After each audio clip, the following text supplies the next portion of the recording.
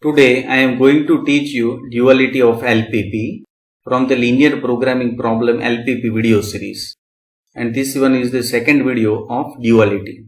So welcome to my YouTube channel Mechanical Engineering Management. Like, share and subscribe.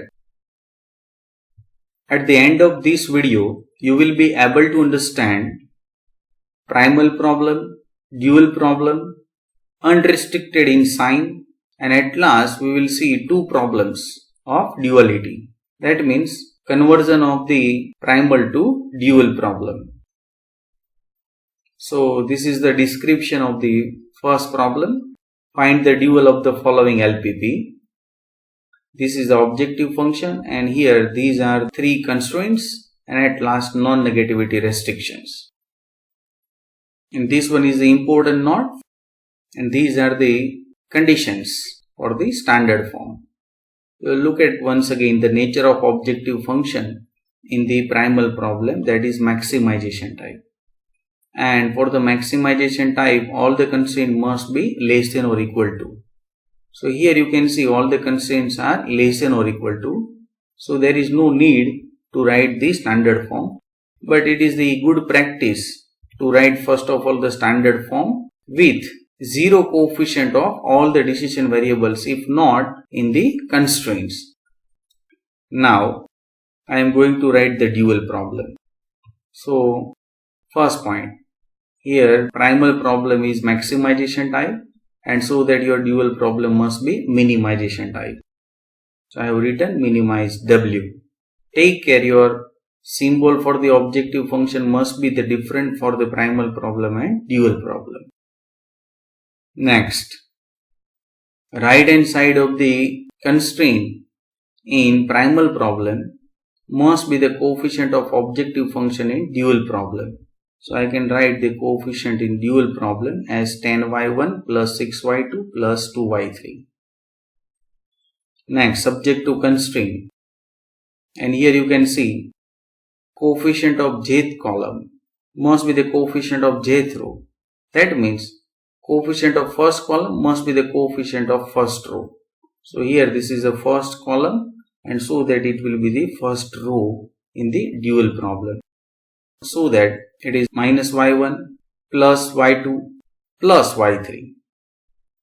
Next, second column in the primal problem must be the second row in the dual problem. So here you can see 3y1 plus y2 minus y3. Next, all the constraints are less than or equal to, and in dual problem it must be greater than or equal to.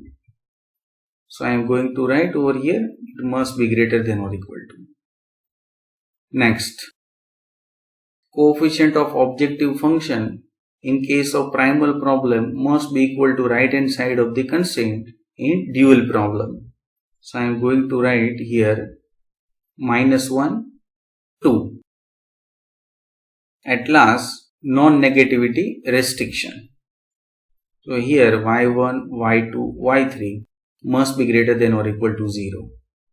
So here keep in mind that number of variables in primal problem are 2, and so that your constraint in the dual problem must be 2. Here you can see. Similarly, number of constraints in the primal problem. So here you can see 3 constraints are there in the primal problem, and that must be the number of variables in the dual problem, and so that over here you can see 3 decision variables are there in dual problem. Now let's take the second problem. Find the dual of the following LPP. Objective function is given to you, 3 constraints are there, and at last non-negativity restrictions. And this one is the important note. These are the conditions for the standard form. Look at the problem carefully. 2 important points, equality sign and 1 decision variable unrestricted. So first I will check whether the given problem is in the standard form or not. So for the maximization, all the constraints must be less than or equal to. So here you can see the constraints are less than or equal to. So there is no need to write the standard form, but again I am going to write the standard form. and that is a better practice to write the standard form in the examination also. In the particular matrix form, here you can see x1, x1, x1, similarly x2, x2, x2 and x3, x3, x3. So here I have written the standard form, although it is not required actually, but it is the general practice to write the standard form. Now I am going to write the dual problem. So first point, here it is maximization type, and so that your dual problem must be minimized type. Next, right hand side of the primal problem must be the coefficient of the objective function in dual problem. So here you can see 10y1 minus 110y2 plus 4y3. Next, subject to constraint, and you know that first column must be the first row in the dual problem. So here you can see 2y1 minus 3y2 plus y3. Next, second column must be the second row in the dual problem. So here you can see plus y1 plus y2 plus 2y3. Then third column must be the third row.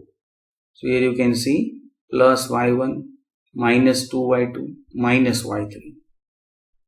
And you know that for the minimization type problem, the standard form is what? All the constraints must be greater than or equal to.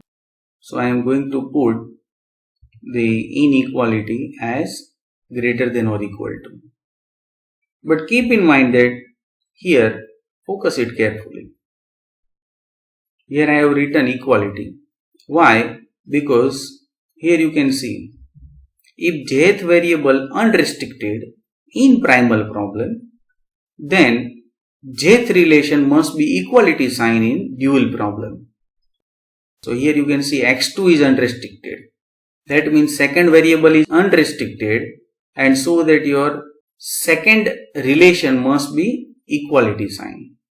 And here you can see this is the first relation, this one is the second relation.